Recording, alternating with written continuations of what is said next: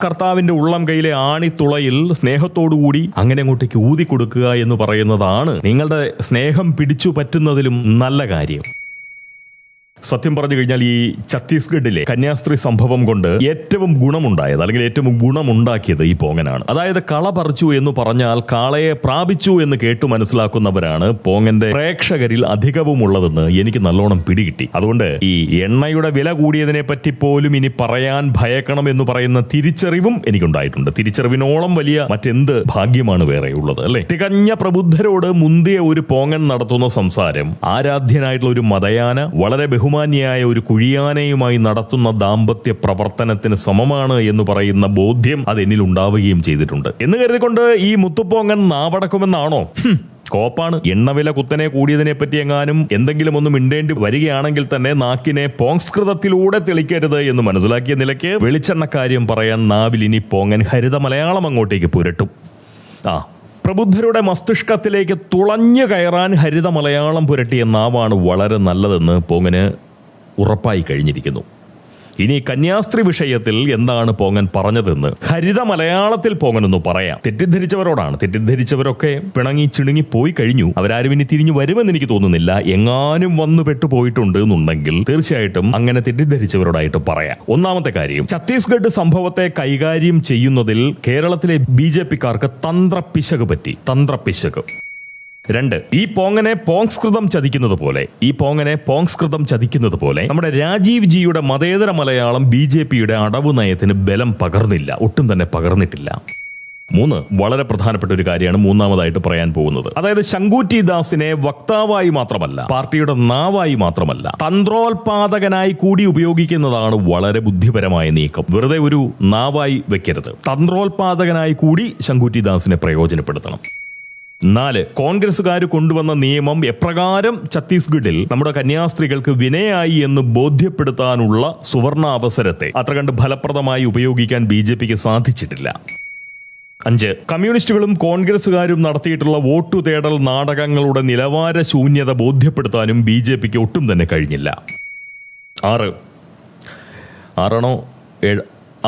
മനോഭാവം, ആശയസ്വത്വം, കീശദാഹം, വോട്ട് ദാനം എന്നിവയിൽ പക്കാ കോൺഗ്രസുകാരായ ചിലരെ സംഘപ്രചാരകരായി നിയമിച്ചിരിക്കുന്നതിന് പിന്നിലുള്ള സംഘബുദ്ധി അത് ഇതുവരെ പോങ്ങനെ മനസ്സിലായിട്ടില്ല. പല വിഷയത്തിലുമെന്ന പോലെ ഈ കന്യാസ്ത്രീ വിഷയത്തിലും അവർ ഒളിഞ്ഞും തെളിഞ്ഞും BJP-ക്ക് പാരയും തലവേദനയുമാകുന്ന നിലപാട് സ്വീകരണം നടത്തി.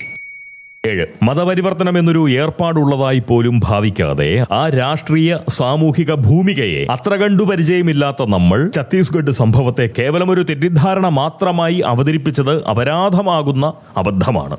8, തങ്ങളാണ് കന്യാസ്ത്രീകളുടെ ജാമ്യത്തിന് പിന്നിൽ പ്രവർത്തിച്ച ശക്തിയെന്ന് രാഷ്ട്രീയ കക്ഷികൾ ആവർത്തിച്ചു പറയുമ്പോൾ ഫലത്തിൽ അത് കന്യാസ്ത്രീകൾ കുറ്റക്കാരാണെന്ന് പ്രഖ്യാപിക്കുന്നതിന് സമമല്ലേ? ഒന്ന് ആലോചിച്ചു നോക്കിയേ, സമമല്ലേ? അവർ നിരപരാധികളാണെങ്കിൽ, അവർ ആൾക്കൂട്ട വിചാരണയ്ക്ക് ഇരപ്പെട്ടു എന്നൊക്കെ പറയുമ്പോഴും അവർ കോടതിയിലാണുള്ളത്, അല്ല അവർ ജയിലിലാണുള്ളത്, അവർ കോടതിക്ക് മുന്നിലേക്കാണ് എത്തപ്പെടുന്നത്. സ്വാഭാവികമായിട്ടും അവിടെ അന്യായമായ ഒന്നും നടന്നിട്ടില്ല എന്നുണ്ടെങ്കിൽ, ആ കന്യാസ്ത്രീകൾ നിഷ്കളങ്കരാണ് എന്നുണ്ടെങ്കിൽ, ആ നിഷ്കളങ്കരായ കന്യാസ്ത്രീകൾ സുരക്ഷിതമായി പുറത്തു വരും. അതല്ലാതെ കോടതികളെ സംശയത്തിൽ നിർത്തുക, അതേപോലെ തന്നെ കന്യാസ്ത്രീകളെ സംശയത്തിന്റെ മുൾമുനയിൽ നിർത്തുക, ഈ പണിയാണോ ചെയ്യേണ്ടത്? അങ്ങനെയുള്ള ഒരു പ്രചാരണമാണോ നടത്തേണ്ടത്? ഇനി കന്യാസ്ത്രീകളോട് അത്ര എന്തെങ്കിലും തരത്തിലുള്ള താല്പര്യം ആർക്കെങ്കിലും ഉണ്ട് എന്നുണ്ടെങ്കിൽ അത് ഗോപ്യമായിട്ടല്ലേ ചെയ്യേണ്ടത്? ഈ തരത്തിൽ കോടതിയെ അവഹേളിക്കുന്നത് പോലെ അത് കോൺഗ്രസുകാരും കമ്മ്യൂണിസ്റ്റുകളും അത് ചെയ്യുന്നതിൽ തെറ്റില്ല. BJP-ക്കാർ കൂടി എന്തിനാണ് അങ്ങനെ ഒരു പ്രവൃത്തി കാണിച്ചതെന്ന് പറയുന്ന ഒരു ചോദ്യം എൻ്റെ ഉള്ളിലുണ്ടായിട്ടുണ്ട്. അങ്ങനെ ഒരു കാര്യം മനസ്സിലാക്കണ്ടേ? രാഷ്ട്രീയ പ്രവർത്തകർ തങ്ങൾ കാരണമാണ് ഈ കന്യാസ്ത്രീകൾക്ക് ജാമ്യം ലഭിച്ചത് എന്ന് പറയുമ്പോൾ ജാമ്യം കൊടുക്കാൻ അർഹരായിരുന്നില്ല, അല്ലെങ്കിൽ ജാമ്യം നിഷേധിക്കാനുള്ള എല്ലാ കുഴപ്പങ്ങളും കന്യാസ്ത്രീകൾ ചെയ്തിരുന്നു. ഞങ്ങൾ കാരണം, ഞങ്ങളുടെ സ്വാധീനം കാരണം, ഞങ്ങൾ കോടതിയെ അത്രമാത്രം സ്വാധീനിച്ചതുകൊണ്ട്, ഞങ്ങളുടെ പരിശ്രമങ്ങൾ, ഞങ്ങളുടെ പ്രവർത്തനങ്ങൾ കോടതിയെ വല്ലാതെ കണ്ട് സ്വാധീനിച്ചതുകൊണ്ട്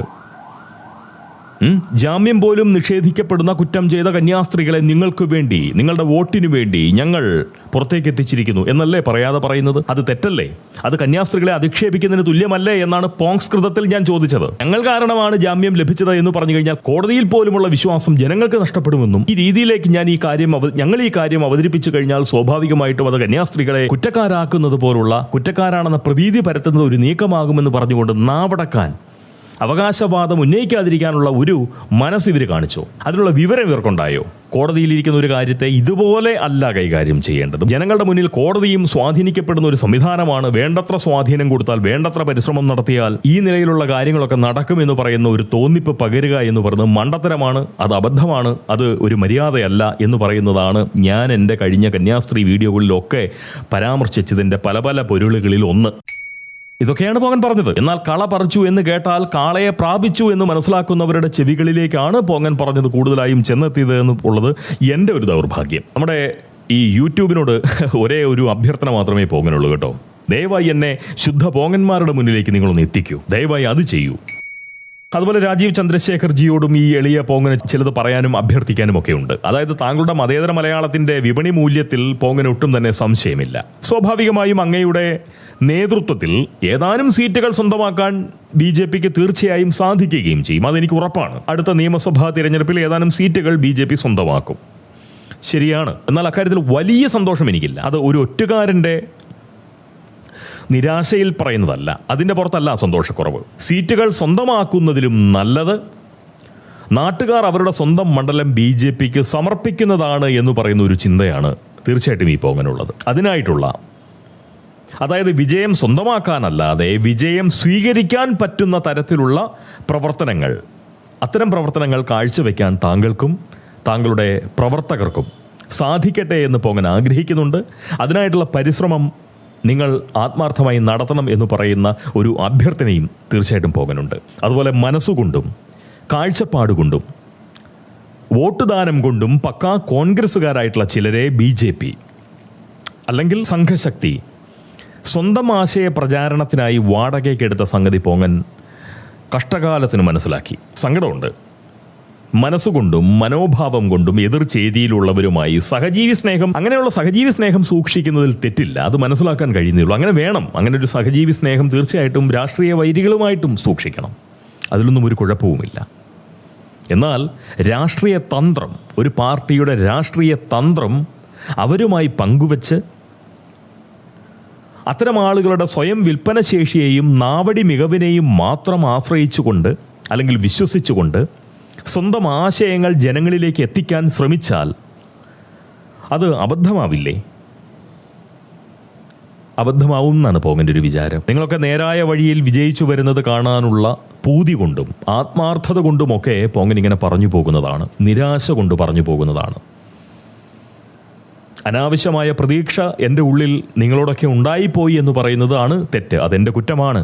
പക്ഷേ നിങ്ങളിലൊക്കെ ഉള്ളതിൻ്റെ പ്രതീക്ഷ കൂടുതൽ കൂടുതൽ അറിയുമ്പോൾ നിങ്ങൾ ഒരു കൊങ്ങിയോ ഒരു കമ്മിയോ ആയി അധപ്പതിച്ചു പോകുന്നു നിങ്ങളിലെ മുകൾ തട്ടിലുള്ള പലരുമെന്ന് ഉള്ള ബോധ്യം വരുമ്പോൾ സത്യം പറഞ്ഞാൽ സങ്കടം ഉണ്ടാകുന്നുണ്ട്. അതിൻ്റെ നിരാശയിലാണ് ഞാനിതൊക്കെ പറയുന്നത്. അഭ്യുദയാകാംക്ഷി എന്ന വർഗത്തിൽപ്പെട്ട ഒരുവനാണ് ഞാനെന്ന് മാത്രം മനസ്സിലാക്കാനുള്ള സന്മനസ്സെങ്കിലും നിങ്ങൾ കാട്ടിയാൽ വളരെ സന്തോഷം. കാശ് കൊടുത്താൽ സ്വന്തമാക്കാൻ പറ്റുന്ന ഒന്നല്ല കേട്ടോ ആത്മാർത്ഥത എന്ന് പറയുന്നത്.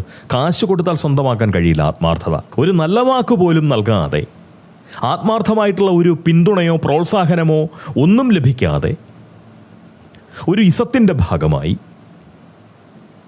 നിങ്ങളിലൊരു പ്രതീക്ഷ വെച്ചുകൊണ്ട് നിങ്ങളെക്കുറിച്ച് നിങ്ങൾക്ക് നല്ലത് വരണമെന്ന് പറയുന്ന ആഗ്രഹത്തോടു കൂടി ആരെങ്കിലും ചിന്തിക്കുകയോ പറയുകയോ പെരുമാറുകയോ ചേർന്ന് നിൽക്കുകയോ ഒക്കെ ചെയ്യുന്നുണ്ടെങ്കിൽ അവരെ ഊശിയാക്കുന്ന പരിപാടി നല്ലതല്ല.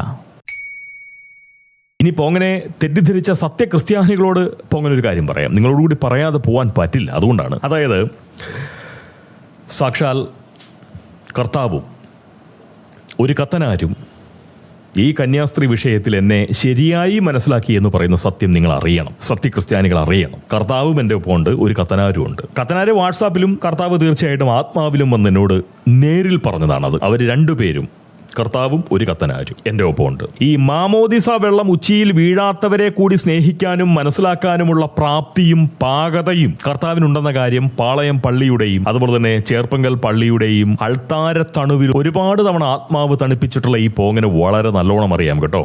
പാളയം പള്ളിയുടെയും ചേർപ്പങ്കൽ പള്ളിയുടെയും ഒക്കെ അൾത്താര തണുവിൽ ആത്മാവ് തണുപ്പിച്ചിട്ടുള്ള ഒരുവനാണ് ഈ പോങ്ങൻ. ധാരാളം തവണ ഈ അടുത്ത കാലത്തും പോയി ചേർപ്പങ്കൽ പള്ളിയിൽ പോയി ഉണ്ണിയേശുവിനെ കണ്ടു, സലാം വെച്ചു. അത് ഞങ്ങൾ തമ്മിലുള്ള ബന്ധമാണ്. ചെന്നിട്ടൊന്ന് കണ്ടുപോകുന്നില്ലെങ്കിൽ അതുവഴി അതിന് മുന്നിലൂടെ എങ്കിലും ഒന്ന് പോകുന്ന സലാം പറഞ്ഞില്ല എന്നുണ്ടെങ്കിൽ ഉണ്ണിയേശുവിന് ചെറിയൊരു കെറിവുണ്ടാവും. അപ്പോൾ ഞങ്ങൾ ഈ പപ്പൻ എന്ന് പറഞ്ഞാൽ നമ്മുടെ തിരുവനന്തപുരത്തുള്ള പത്മനാഭൻ, പപ്പനും കർത്താവും ഒക്കെ ആയിട്ടുള്ള എൻ്റെ ചില ഇടപെടലുകൾ, ഞങ്ങളുടെ ചില കൊടുക്കൽ വാങ്ങലുകൾ, സൗഹൃദത്തിൻ്റെ, സ്നേഹത്തിൻ്റെ, സാഹോദര്യത്തിൻ്റെ കൊടുക്കൽ വാങ്ങലുകളൊന്നും നിങ്ങൾക്ക് പലർക്കും അറിയില്ല. അതുകൊണ്ടാണ് പോങ്ങനെ വെറും പോങ്ങനായി നിങ്ങൾ കാണുന്നത്. ഒരുപക്ഷെ ഈ അനൂപ് ആൻ്റണിയോടും അതുപോലെ തന്നെ നമ്മുടെ ഈ ഷോൺ ജോർജ് അദ്ദേഹത്തോടുമൊക്കെ, അല്ലെങ്കിൽ നിങ്ങളിൽ മിക്ക സത്യക്രിസ്ത്യാനികളോടും ഉള്ളതിലും അധികം സ്നേഹവും വിശ്വാസവും കർത്താവിന് ഈ പോങ്ങനോടുണ്ട് കേട്ടോ. അച്ചട്ട് ചുമ്മാ ഡാവടിക്കുന്നതല്ല.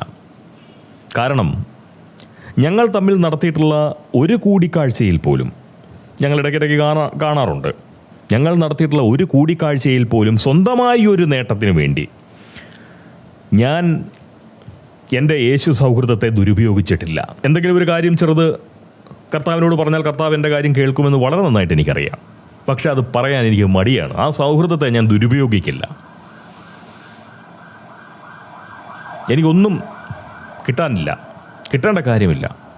ആ സൗഹൃദമുണ്ട്, ആ സ്നേഹമുണ്ട്, ആ സാഹോദര്യമുണ്ട്. അത് ഞങ്ങൾക്കിടയിൽ നിലനിൽപ്പുണ്ട്.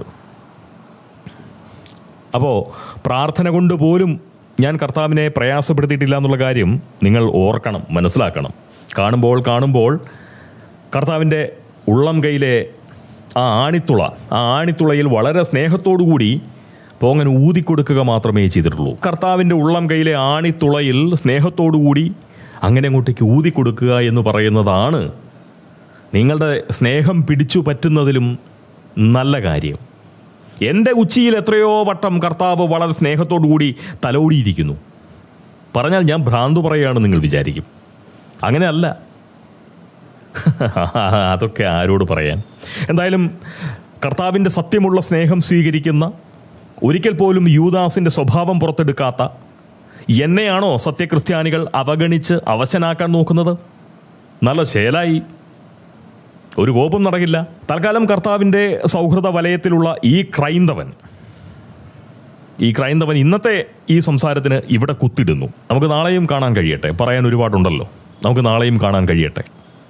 വളരെ സ്നേഹം എല്ലാവരോടും, ആത്മാർത്ഥമായിട്ടുള്ള സ്നേഹം. കള്ളന്മാർക്ക് കഞ്ഞിവെച്ച്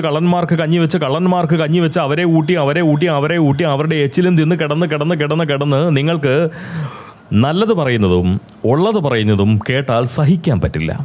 പിണങ്ങും, ചിണുങ്ങും, പോകും. അയ്യ. അടുത്ത വീഡിയോയിലൂടെ നമുക്ക് വീണ്ടും കാണാം. അടുത്ത സംസാരത്തിലൂടെ നമുക്ക് വീണ്ടും കേൾക്കാം.